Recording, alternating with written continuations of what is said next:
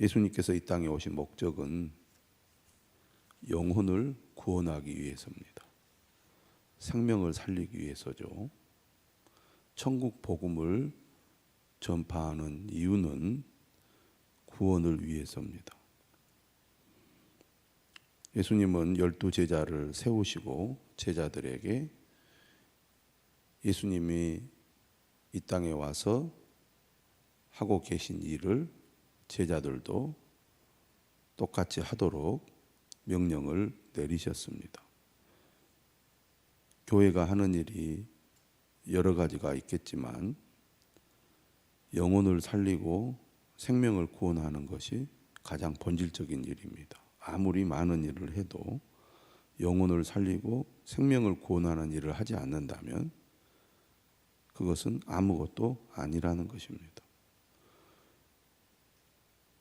우리의 관심도 영혼을 구원하고 사람을 살리는 데 있어야 합니다. 그것이 교회의 본질이죠.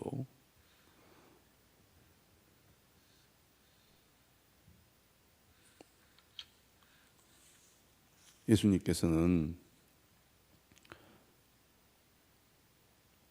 9장 36절 이하에서 무리를 보시고 불쌍히 여기셨습니다. 그들이 목자 없는 양과 같이 고생하며 기진했기 때문이죠.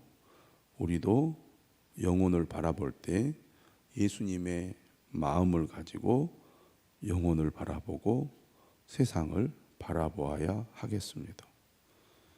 추수할 것은 많되 일꾼이 적다고 말씀하십니다. 지금도 추수할 것은 많지만 여전히 일꾼은 적습니다. 이러한 주님의 말씀에 우리는 어떤 생각을 가지고 있습니까? 추수할 일꾼이 필요합니다. 누가 추수할 일꾼입니까? 바로 예수님의 제자들이죠. 예수님께서 12 제자를 부르신 것은 그들이 구약의 12지파를 상징하기 때문입니다. 예수님께서는 이 12를 보내시면서 이스라엘 집에 잃어버린 양에게로 가라고 명령하십니다. 오늘 우리도 잃어버린 양에게로 가서 그들에게 천국 복음을 전파해야 됩니다. 가장 중요한 일임에도 불구하고 가장 소홀히 하고 또 아무렇지 않게 생각할 때가 많습니다. 교회가 본질에 충실하기 위해서는 다른 무엇보다도 복음을 전하고 영혼을 구원하는 일에 힘써야 되겠습니다. 교회의 직분자들, 리더들, 교사들 가장 중요하게 여기는 것이 사람의 생명을 살리는 거죠. 사람의 생명을 살리는데 우리가 온 힘을 쏟아야 합니다. 그런데 우리가 그렇게 하지 못하는 이유가 어디에 있습니까? 그 일이 결코 쉬운 일이 아니기 때문입니다. 오늘 예수님께서도 이 부분에 대해서 분명하게 말씀하고 있습니다. 이렇게 위험하고 힘든 일이면 예수님께서 하지 말라고 하셔야 되는데 안타까워하면서도 그 일을 계속해야 한다고 말씀합니다. 오늘 16절도 분명히 말씀하죠. 보라 내가 너희를 보냄이 양을 이리 가운데로 보냄과 같도다. 제자들을 세상에 파송하시면서 예수님이 마음에 갖는 심정입니다. 양을 이리 가운데로 보냄과 같다. 사지로 내모는 것입니다. 이런 위험한 일을 예수님이 왜 시킬까요? 시키지 말아야죠. 그럼에도 불구하고 생명을 살리고 영혼을 구원하는 일은 결코 포기할 수 없기 때문입니다. 지난 한 해 동안 얼마나 우리는 복음을 전하고 사람을 살리기 위하여 최선을 다했습니까?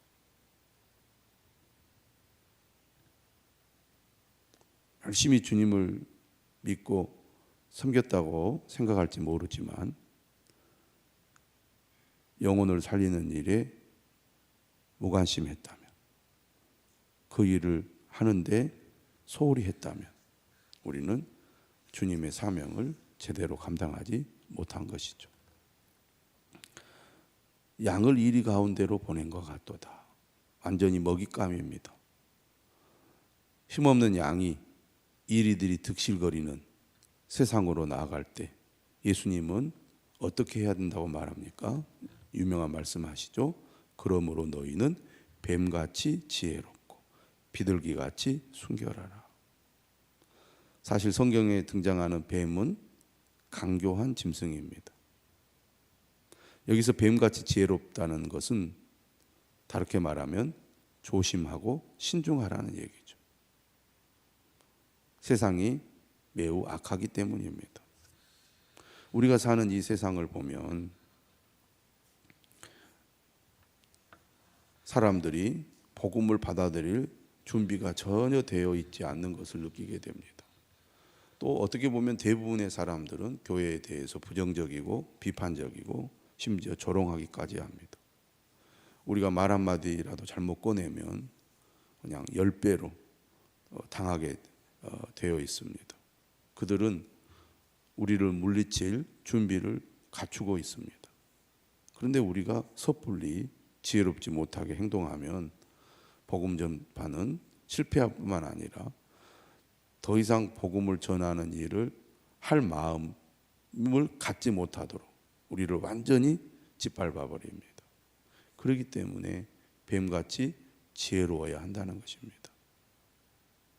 지혜롭음을 추구하다 보면 우리 역시 마음의 진실함과 순수함을 잃어버릴 수가 있습니다. 그래서 예수님께서는 뱀같이 지혜롭되 비둘기같이 순결하라고 말합니다.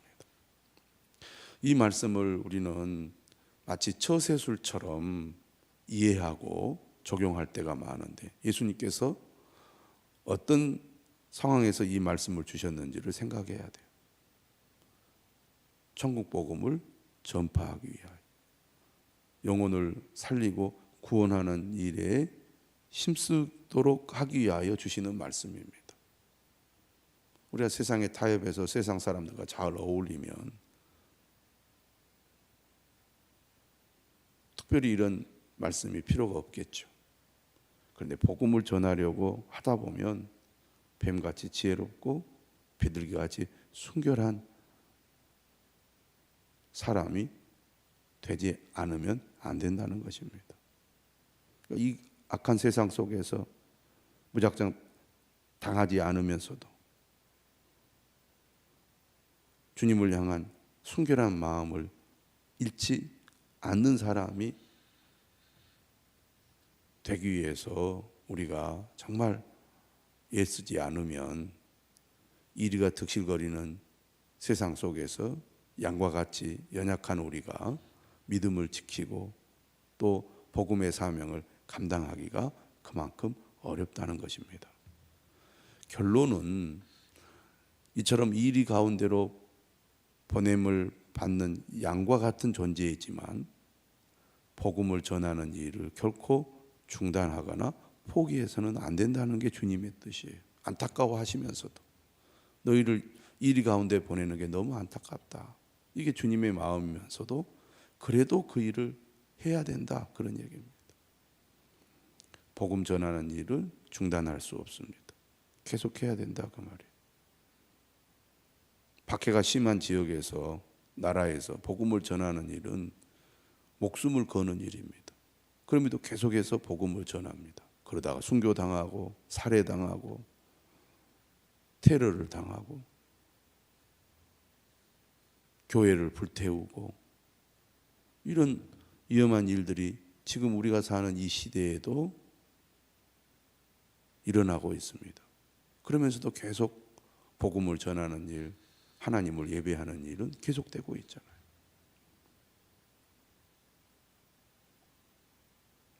예수님을 믿고 따르는 길, 주님의 제자로 산다는 것은 아주 편안한 상황에서 여유 있는 삶을 사는 것이 아닙니다.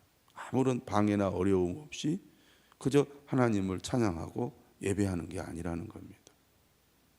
하나님의 역사는 이처럼 박해와 고난, 죽음의 위협 속에서도 하나님의 말씀을 사모하고 생명을 구원하는 일에 헌신을 하는 것입니다. 제가 예배당에 있다 보면 가끔 사람들이 방문을 하죠. 교회 구경하러 왔습니다. 교회 한번 보러 왔습니다. 그런데 주중에 와서 이야기하고 가는 분들 가운데 오는 분들이 별로 없더라고요. 오는 분들이. 그래도 오면은 친절하게 이야기를 하고 최선을 다해서 어쨌든 교회에 대해서 소개를 하고 그렇게 합니다.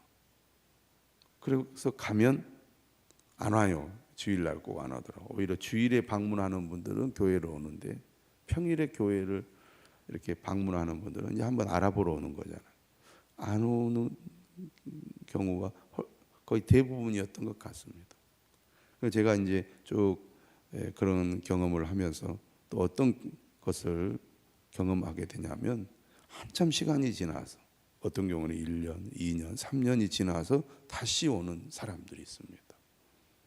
그래서 누구를 만나든지 간에 친절하게 최선을 다하여 저 한 영혼 우리가 구원해야 되겠다 이런 심정으로 섬기고 도와야지 저 사람 전혀 나올 가능성이 없으니까 그냥 대충 알아서 보고 가세요 하고 불친절하게 하면 안 되겠다 그런 생각을 많이 하고 있습니다. 저 사람이 예수를 믿으려고 하거나 교회를 나오려고 하면 어떻게든 정성을 다해서 그를 도와야 되겠다. 전도하려고 애를 써야 되겠다. 그런 마음을 가지는 것이 중요하다는 생각을 합니다. 17절이죠. 사람들을 삼가라. 그들이 너희를 공회에 넘겨주겠고 그들의 회당에서 채찍질하리라. 이것은 이제 유대인들에게 받는 박해입니다. 그러니까 예수님의 제자들이 유대인들에게 받게 되는 박해라고 하겠죠. 특별히 마태복음은 유대인 공동체에 준 복음서이기 때문에 유대인들은 여전히 또 다른 유대인들에게 박해를 당하게 될 것입니다. 18절은 이방인들입니다. 또 너희가 나로 말미암아 총독들과 임금들 앞에 끌려가리니 이는 그들과 이방인들에게 증거가 되게 하려 하심이라. 이처럼 사람들로 인하여 박해를 당하게 될 거다. 이때 주님께서 뭐라고 하시느냐면 19절에 너희를 넘겨줄 때 어떻게 말을 할지 무엇을 말해야 할지 염려하지 말라는 것입니다. 그때 너희에게 할 말을 주시리니. 마태복음 6장에서 염려하지 말라는 말씀하셨잖아요. 무엇을 먹을까, 무엇을 마실까, 무엇을 입을까 염려하지 말라. 하나님이 다 알고 계신다는 거죠. 마찬가지로 고난과 박해 가운데서도 어떻게 무엇을 말할지 염려하지 말라는 겁니다. 그때 너희에게 할 말을 주실 거라는 거죠. 하나님의 역사가 언제 나타납니까? 어떻게 보면 염려할 것이 많은 정말 궁핍한 상황 속에서 하나님을 의지하고 하나님의 나라를 구할 때 하나님께서 역사하신다는 얘기입니다.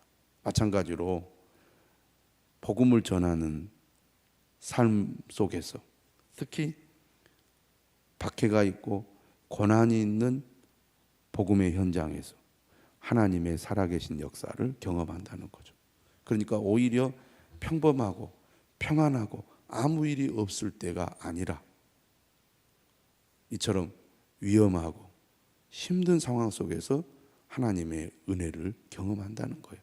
사실 우리의 믿음이 그러한 상황 속에서 더욱 굳게 세워지지 않습니까? 20절에도 말합니다. 말하는 이는 너희가 아니라 너희 속에서 말씀하시는 이 곧 너희 아버지의 성령이시니라. 고난을 당한다는 것은 괴로운 일이지만 오히려 고난이 하나님을 체험하고 성령을 체험하는 또 매우 은혜로운 때이기도 합니다. 그래서 예수님은 조심하라고 말씀하시면서도 그럼에도 불구하고 복음을 전하는 일을 중단해서는 안 된다고 말씀하고 있습니다. 21절 이하에 보면 장차 형제가 형제를 아버지가 자식을 죽는데 내어주며 자식들이 부모를 대적하여 죽게 하리라. 고난이 어느 정도까지 임하게 되느냐? 죽음, 육체적인 죽음에 이르기까지 고난이 닥치고 고난을 당할 수 있다는 얘기입니다. 심지어 형제, 부모, 자식에 의해서 목숨을 잃게 될 수도 있다는 것입니다. 얼마나 끔찍한 일입니까? 이처럼 믿음을 지키는 일은 힘든 일이에요. 우리나라 사람들이 초창기에 예수님을 믿을 때 가족의 심한 반대에 부딪혔습니다. 엄청난 비난을 받고 또 맞기도 하고 갇히기도 하고 그런 가운데서도 믿음을 지키는 삶을 살아온 사람들 때문에 교회가 부흥을 하고 구원의 문이 열리게 된 거죠. 제가 이번에 그 네팔에 있는 기독교인들의 그 삶을 영상을 통해서 봤습니다. 근데 우리나라 초창기와 비슷한 일들이 일어나더라고요. 네팔이 이제 세속주의 정부로 바뀌면서 종교 자유가 열리니까 80%가 힌두교도임에도 불구하고 전 세계에서 가장 빠르게 기독교 부흥이 일어나고 있는 지역이더라고요. 많은 사람들이 예수께로 돌아오는데 이제 막 부모가 또 막 마을에서 집안에서 엄청난 반대를 하는 거예요. 그럼에도 불구하고 복음을 듣고 마음이 변하니까 그런 반대를 무릅쓰고 신앙생활을 합니다. 매를 때리고 가두고 이런 일이 일어나더라고요. 복음을 전하고 복음을 받아들이는 그 상황에서 이런 일들이 반복되어 일어나는 거죠. 그런데 그렇게 힘들다고 포기해버리면 구원을 받을 수가 없는 거죠. 오늘 예수님께서도 말씀합니다. 또 너희가 내 이름으로 말미암아 모든 사람에게 미움을 받을 것이나 모든 사람에게 미움을 받을 것이나 어떤 사람이 이런 취급을 받기를 원하겠습니까? 그런데 주님을 믿는 것, 구원을 받는 것은 그 무엇과도 바꿀 수 없는 절대 가치를 가지고 있거든요. 그래서 반드시 끝까지 붙들고 지켜야 되는 것이 믿음이고 구원입니다. 그래서 예수님 말씀하십니다. 끝까지 견디는 자는 구원을 얻으리라. 오히려 주님을 위해서 살려고 하다 보니까 박해를 받고 고난을 당합니다. 낙심할 일이 생기고 위험한 일을 당한다 그 말이에요. 그런데 우리가 이런 어려움이 닥친다 할지라도 끝까지 견디는 자가 되어야 합니다. 끝까지 사명을 감당하는 자가 되어야 합니다.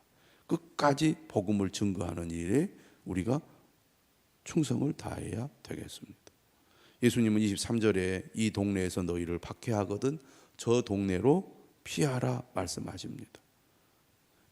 이것이 어떻게 보면 16절에 말씀하는 뱀같이 지혜로운 행동이라고 하겠습니다. 무조건 고난과 박해가 있다고 당하기만 하고 거기서 죽으라는 말씀이 아닙니다. 죽음을 당하는 것은 불가피한 일이죠. 그러나 할 수만 있으면 그 자리를 피해서 또 계속해서 사명을 감당하도록 해야 된다는 거죠. 유대 전쟁이 일어납니다. 66년에. 그래서 70년에 예루살렘 성이 완전히 무너지고 성전이 다 파괴되지 않습니까? 이때 그리스도인들은 피하게 되죠. 왜? 예수님께서 피하라고 말씀하셨기 때문에 펠라라는 지역으로 피하게 됩니다. 사도 바울도 복음을 전하다가 돌에 맞기도 하고 유대인들이나 이 이방인들에 의해서 위험한 일을 당할 때 다른 도시로 피해서 계속 복음을 전하지 않습니까? 그만큼 박해가 있고 어려움이 있지만 뱀같이 지혜롭고 비둘기같이 순결해야 됩니다. 무엇을 위해서? 계속 복음의 사명을 감당하기 위해서. 끝까지 인내하며 믿음을 지키고 사명을 감당해야 되겠습니다. 내가 진실로 너희에게 이르노니 이스라엘의 모든 동네를 다 다니지 못하여서 인자가 오리라. 물론 이 말씀은 좀 상징적인 말씀이라고 하겠죠. 끝까지 믿음을 지키면 주님이 다시 오신다는 겁니다. 주님 다시 오실 그때까지 우리가 고난 가운데서도 끝까지 견디며 복음 전도의 사명을 감당해야 되겠습니다. 우리는 아주 빛가람 교회가 복음 전도의 사명을 충실히 감당하는 교회, 우리 성도들이 그 일에 헌신하는 삶을 살아갈 수 있도록 기도해 주시기를 바랍니다.